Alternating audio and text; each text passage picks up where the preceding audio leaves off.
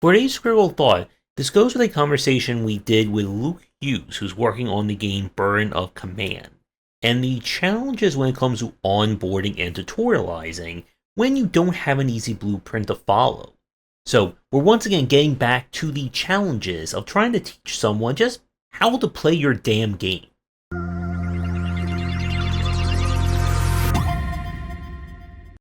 Tutorial design is something that varies from genre to genre and game to game. It's something that is very hard to do right, but still very important and necessary, especially if you're trying to make your game appealing to newcomers, or you're making something that is very out of the box, that doesn't really have another game to kind of fall back on or to use as information. And when we talk about onboarding in this respect, again, the differences between a very reflex-driven game and a very abstract or mechanical one can definitely be seen. When most people talk about good tutorial design in a game, they will oftentimes cite stuff like Mario or Doom. Again, there's a reason why stuff like World 1-1 or E1M1 are still considered like the holy grails in terms of an organic tutorial. An organic tutorial is when you're building the tutorial into the starting levels of your game. You're going to have a basic jump. That's your first obstacle, so the player's going to learn how to jump. There's an enemy walking left to right. You're going to learn, well, if I touch an enemy, I'm going to lose a life. And you can see this especially in a lot of games like Metroidvanias. How many Metroidvanias have we played that the first 5 minutes is walking through like open rooms and you see something that says, press A to jump. Press down A to jump down below. And that's actually a really good point, and it kind of segues into this next aspect. An essential part of tutorials and onboarding is that if your game features anything that is outside the norm for the genre, something that's not quite easily explained just through playing it, you need to onboard that. So a classic example of this is crouch jumping. Here's a fun question. How many of you growing up did crouch jumping in a first-person shooter? If you grew up playing shooters from 90s, early 2000s, I'm sure you did. Well, for anyone younger in the audience who maybe started playing shooters in like 2013, 2015, that era, crouch jumping kind of went away. So if you're building an FPS today and you're going to require the act of crouch jumping, you gotta let someone know about it. Because how many people will actually know of that mechanic if they've never touched the game before? Here's a fun little litmus test for strategy fans. How many of you know what reaction fire or Overwatch is? I'm sure we have quite a few XCOM fans in the audience, so I'm sure that is very readily available. How many of you know what zone of control means when it comes to any kind of tactical RPG or strategy game? That's a little bit trickier, and it's not something that's in every single tactical game. And it's why for the games that do have that, they need to explain it. But you see, here's where it gets a little bit tricky, and as we talked with Luke about, very frustrating. Because the more uniqueness that's in your game, the more you have to make the tutorial. The problem, people hate tutorials. Here's a pop quiz for everyone watching. How long is too long for your tutorial? 5 minutes? An hour? 47 seconds? Just shout numbers out loud. If you're in public, shout out even louder. And if anyone says anything, just tell them that I said it's okay. The answer, of course, is anything that you said is too long. And if someone just said, well, what about 1 second? It's still too long. 0 seconds is still too long for some people. Because everyone loves to buy that hot new game, load it up, hit start, and then have to sit through a 5 to 10 minute introduction to how to press right to jump, how to left click on a unit and move them from here to here. But the problem is that this is a necessary evil, and how you frame this and express this to the player is the difference between a bad, good, and amazing designer. Because teaching someone how to play your game is crucial. If they can't figure it out, they're not going to stick around. And it's why we've seen many games that have achievement rates of people churning up before they even finish the tutorial. And the tutorial could even be just a 2 to 3 minute play of your game. The thing you have to understand about tutorials and onboarding is that every game is somebody's first. And how you express this and how you kind of encapsulate what it means to play that game is going to be the difference for a lot of people in terms of sticking with the game and sticking with you as a studio, or uninstalling, refunding, and never coming back. Yeah, no pressure about any of this. With every tutorial, no matter what the genre, no matter what the game, as we said a minute ago, anything that is unique or original to your game, it needs to be onboarded. But when it comes to the overall mechanics and systems of said game, the important thing you have to understand is that the player needs to be able to answer 3 questions. What am I doing? How do I do it? Why am I doing this? And as you're probably sitting there watching this, you're starting to figure out why action games, reflex-driven games are very easy to make tutorials for. Because everything is very much in your face. Why am I slashing this enemy? Because, well, if I don't, they're going to punch me in the face and kill me. How do I do it? I hit the slash the enemy in the face button. Again, very complicated stuff. But when we're talking about a strategy game, an RPG, and even games that just kind of defy normal logic, it suddenly becomes a lot harder. And for a lot of developers, it becomes hard to understand, where do you go with this tutorial? There are some good examples of tutorials that kind of go outside the box. Some that kind of will integrate the story or kind of like the cleverness of the writing into the tutorial itself. A good example of this would be something like Tactical Breach Wizards. At the very first mission introduces us to this world, our main character and the antagonist, and even like plays around with some of the conventions of onboarding and guiding the player. Another good example that I have to credit Pony for mentioning this to me was from Command & Conquer Red Alert 3. In Red Alert 3, the tutorial is explained with like the in-universe tanks for each faction talking to you and teaching you how to play the game, and of course ribbing on each other at the same time.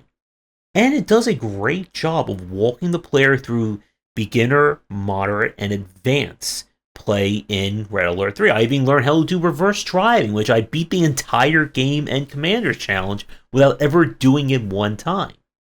And that is really solid design. Here's what you don't want. You do not want, if you're going to integrate like a story or some kind of thematic element to your tutorial, you don't want to get in the way of teaching the player. So, an example of something not to do would be, imagine if a tutorial starts like this. Jan, are you ready to start to learn how to do some platforming? I think I'm ready, Seiji, but I'm just so frustrated about my date last night. What happened on your date? Chad was just not noticing the new dress I was wearing, and he was just so busy flexing his muscles. It was just horrible. Well, that is so like Chad. You gotta find yourself a better boyfriend. Have you thought about Brad? You mean Brad from accounting? Yeah, I mean, you see how he looks at you every time you come into the office in the morning. I mean, I don't know about Brad. He just seems like too much of a beta for me. I need a man who can sweep me off my feet. A real alpha. You know what I'm saying? I mean, that's great and everything, but how are you going to learn how to do platforming if you're never going to be able to get yourself a boyfriend? I know, but what's a girl to do in today's dating scene anyway? I hear that. So, are you ready to start to do some platforming? I want you to press the A button, and that will allow you to jump up. And scene. Now, a few of you watching this right now may be experiencing some side effects, including nausea, migraine, and you may be starting to feel a little bleeding out of your ears. That is perfectly normal. You see, playing the Darkest Dungeon, I can inflict stress damage every single turn no matter what happens. The point about that is that the tutorial is your opportunity to teach someone about your game. If you're distracting them with other elements, throwing tons and tons of text at them, it's going to get in the way of that. And you see, here's a very salient and very scary point. There is no tutorial in the world for any game, no matter how complicated it is, that should be taking hours to go through. It can take hours to learn a game, definitely. But in terms of the actual onboarding process for what it means to play your game, it should not be taking an hour or more than that. Because most people will never stick with that. And it also means that there's a failure in communication for how you're supposed to teach someone your title. What you want to look at, no matter whether you're building a high-octane action game, a driving sim, a racing visual novel cooking game, is what does 5 to 10 minutes of my game look like? What does it mean to start my game, hit new game, and go through the first dungeon, the first level, the first 10 minutes? What is the decision making that the player needs to know? What do they have to understand to be able to start playing this game? This is oftentimes the issue that I have with a lot of 4X games, where their tutorial is, okay, person who's never played the game, here's the entire universe, 37 different buttons, menus, and prompts. 15 of them are laying up and blinking in different orders. Go press this one right there. And it's why, again, that tutorials that just kind of force the player through them are not the best when it comes to abstracted design. In a game like the Total War series, having a tutorial be, okay, build a unit, click on this upgrade, move this army over here. Congratulations, you can play the game now. It doesn't work. Why am I building that army? What does this do? Why do I build it? What is the purpose of this? And these are the questions you have to be able to answer with your onboarding. Because if the player is just pushing buttons and, yay, I win, or boo, I lose, did they really learn anything about it? And when we talked with Luke about Burden of Command, he discussed about how much they wanted to drill in this aspect of running and managing soldiers in World War II. That a major part of this game is not playing it like a traditional turn-based strategy or just a strategy game in general. And that is a really great selling point. But your tutorial needs to be able to quickly and very efficiently get the player on board about the design. And you can do this in many different ways. Some of the more basic examples that we've seen from titles is creating a custom scenario for their tutorial. This has pros and cons to it. With a custom scenario allows you to put the player in a position that they can learn things very segmented. Again, with a 4X or grand strategy game, having the player be thrown everything at one time is not how you want to approach it. If you could start playing a grand strategy game simply with like one province and one city that you can start building around with, that's a great way to go. The problem is that the more you kind of break the normal rules or how someone plays your game normally, it means that when it comes time to play that game, the person's going to be like, what am I doing? Yes, you told me how to walk you from left to right and click on a building. How the heck am I playing this? And it's why good guidance is very important. I like when we were talking with Luke about his tutorial and kind of having the player do something and then saying, well, you did this wrong. Maybe you should have learned how to go around like this. Because again, learning through failure is a very effective way of learning things. What you want to be able to do is to guide the player into start learning the decision making of your game. And a lot of developers will run into this problem where there's a very hard decision between how much should I tell the player in any given situation? This is where, again, effective GUI and UI UX design are very important beyond the subject of our video. Some people fear that if you do too much hand-holding, okay, take 3 steps, go over here, overwatch this direction, shoot this guy 3 times, you win the game, that you're not helping the player learn. But you need the player to be able to start putting 1 plus 1 together.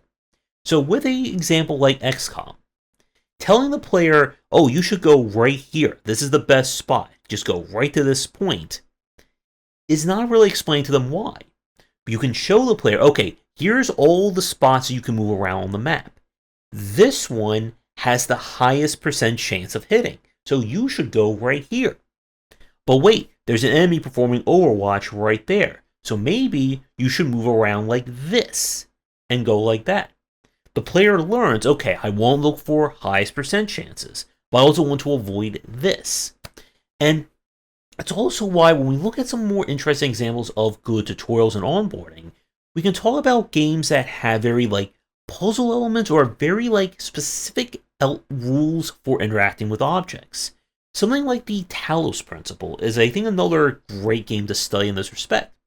The Talos Principle is all about you thinking outside the box, but it also needs to present to you how these tools work in a very confined and specific environment. And it's why for a lot of puzzle games that do stuff like this, the very first use of an item should be very rudimentary. This lifts objects up. Okay, so the very first puzzle could be, there's a gate that's down. Lift it up. You win. But as we all know, things will get more and more advanced from there. You could have a puzzle a few hours in that could be very convoluted, very interesting, but the player should be able to grasp how each individual element of your game can come together. And when a game can achieve that, and the player can start, again, piecing this all together in their minds, it can lead to some amazing and memorable experiences, and more importantly, it leads to the player sticking with the game. That they understand, okay, I know how to start this game. Where can I go with it? And there is that joy, again, that from the likes of learning how to do jump tech in Mario, or learning how to do optimization in Factorio, or just learning how to break the game with an amazing deck in Slay the Spire Monster Train, that comes with this learning and understanding. Again, you don't need, or you shouldn't need, a 5 to 10 hour long tutorial for a game no matter what you're building.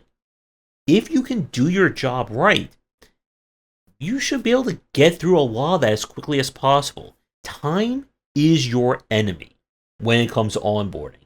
And again, no matter what the genre you're working with, every game has a very hard time limit on how much someone's going to be willing to engage with it. Do you know what that time limit is? Can you guess? It's a very simple answer. It's 2 hours. Because that's the refund policy for Steam and most stores. If someone is an hour and a half in and they still don't know what the heck they're doing, it doesn't matter how many awards this game has gotten, how many of their favorite YouTubers and streamers have played it, or what their friends say you have to play it, they're uninstalling that thing because they don't want to be stuck with a game they can't figure out. But, as all of you should be guessing right about now, most people are not waiting an hour to an hour and a half to figure out whether or not they like your game. They will often do that within 1 to 5 minutes of starting it up. And if your game's first impression is boring, confusing, annoying, or frustrating, they're not sticking around.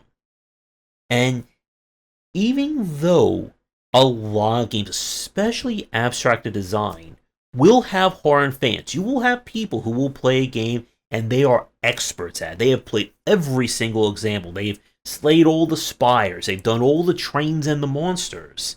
They don't need a tutorial. They don't need to learn, okay, move a car from here. Put it over there. This enemy is going to attack. You still need to have this information. And while you will not lose your hardcore fans if your tutorial is bad, you're going to severely limit your game's reach.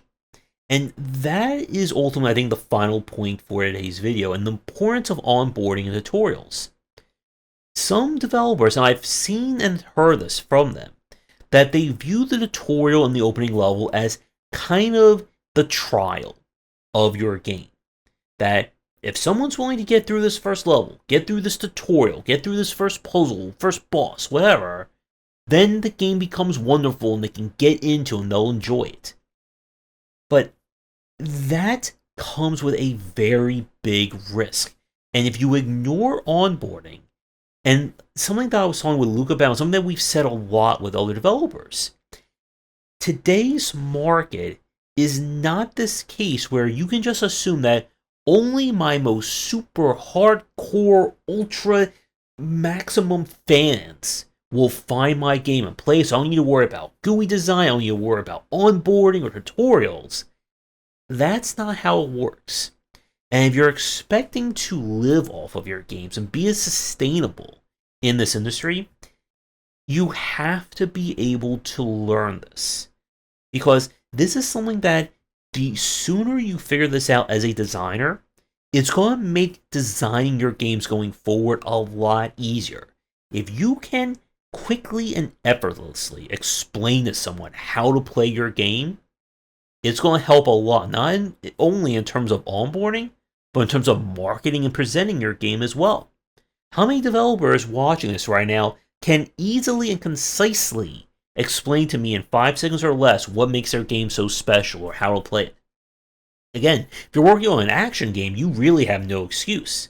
But if we're talking about like a puzzle game or a tactical game or an RPG, it suddenly becomes a lot harder.